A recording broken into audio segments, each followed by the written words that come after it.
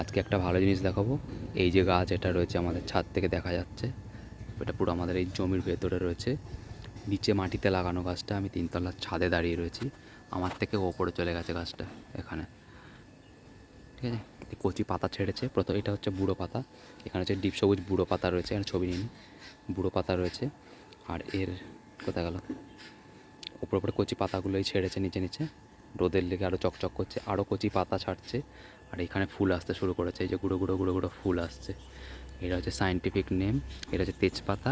এটা প্রায় কত 40-50 বছর পুরনো হবে না আমার, 40-50 বছর পুরানো। আর এই তিনতলা ছাদে দাঁড়িয়ে তার থেকে উঁচুতে চলে, প্রায় 4 তলা, মানে 40 ফুট মতো উঁচু রয়েছে। প্রত্যেক বছর এটা কেটে দেওয়া হয়, ছেঁটে দেওয়া হয়, আরও ভর্তি হয়ে যায় 2-3 বছরের মধ্যে। এটা আমাদের যে বাড়ির সামনে যে জায়গাটা রয়েছে, এই যে জায়গাটা রয়েছে, রাস্তা ওখানে রাস্তা নয়, জায়গাটা রয়েছে নিজেদের, তার উপর এপাশে চলে এসেছে, তো এপাশে চলে হয়, 2 বছর পরে কেটে দেওয়া হয়, আবার ঘন হয়ে যায়।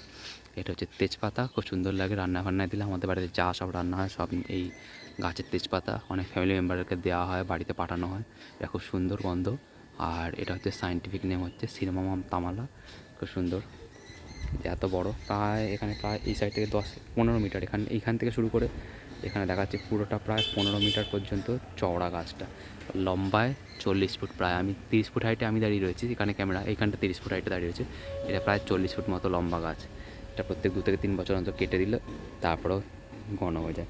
যে তেজপাতা বাজারে কিনতে পাওয়া যায় সেগুলো ভালো টেস্ট হয় না, কিন্তু এইটা ম্যাচিওর হয়ে যাওয়ার পরে যখন কেটে যখন তুলে ছাদে শুকিয়ে নেওয়া হয়, তখন খুব খুব সুন্দর টেস্ট আসে, সেন্ট আসে।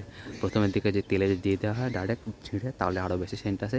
আর যে রান্নাটা যে রেখে দিয়ে পরের দিন খাওয়া হয়, কিছু চানা মশলা টাইপের করে, সেইটাতে খুব আরও বেশি সেন্ট ছাড়ে। এলাচ লবঙ্গের সাথে সাথে যেরকম গন্ধ হয়, পুরো সেরকম এক্স্যাক্টলি সেরকম গন্ধ হয়, ঠিক আছে। ভিডিও আমি আপাতত যখন বড়ো হবে, পাতা হবে আরও, এখন তো শুধু এদিকটা কচি পাতা ছেড়েছে, এদিকটা দেখা যাচ্ছে, যখন পুরোটা কচি পাতা হয়ে যাবে তখন আবার ভিডিও বানাবো।